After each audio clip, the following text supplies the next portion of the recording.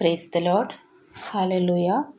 യേശുവേ നന്ദി, യേശുവേ സ്തുതി, യേശുവേ സ്തോത്രം. ഇന്ന് ഞാൻ നിങ്ങളുമായി പങ്കുവയ്ക്കാൻ പോകുന്ന ദൈവവചനം വെളിപാട് 3-ാം അധ്യായം 7-8 വാക്യങ്ങളാണ്.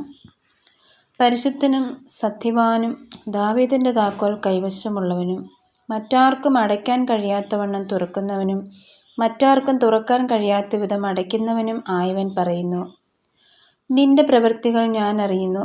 ഇതാ നിന്റെ മുൻപിൽ ആർക്കും പൂട്ടാൻ കഴിയാത്ത വിധം തുറന്നു കിടക്കുന്ന ഒരു വാതിൽ ഞാൻ സ്ഥാപിച്ചിരിക്കുന്നു.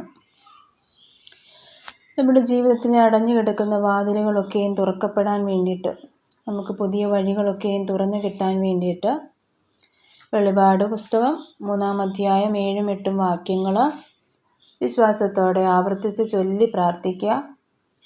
നമുക്ക് നമ്മുടെ ജോലി മേഖലയിലുള്ള തടസ്സങ്ങൾ, അല്ലെങ്കിൽ എന്തിൻ്റെയാണോ നമ്മുടെ ജീവിതത്തിലുള്ള തടസ്സങ്ങൾ, വരുമാന മാർഗങ്ങളിലാകാം, അതെന്ത് തന്നെയാണേലും അവിടെ ഒരു പുതിയ വഴി നമുക്ക് തുറന്നു കിട്ടാൻ വേണ്ടിയിട്ട് ഈ വചനത്തിൽ വിശ്വസിച്ച് പ്രാർത്ഥിക്കുക.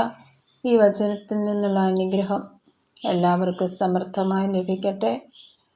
എല്ലാവർക്കും വേണ്ടി പ്രാർത്ഥിച്ചുകൊണ്ട് യേശുവിൻ്റെ നാമത്തിൽ തന്നെ ആമേൻ.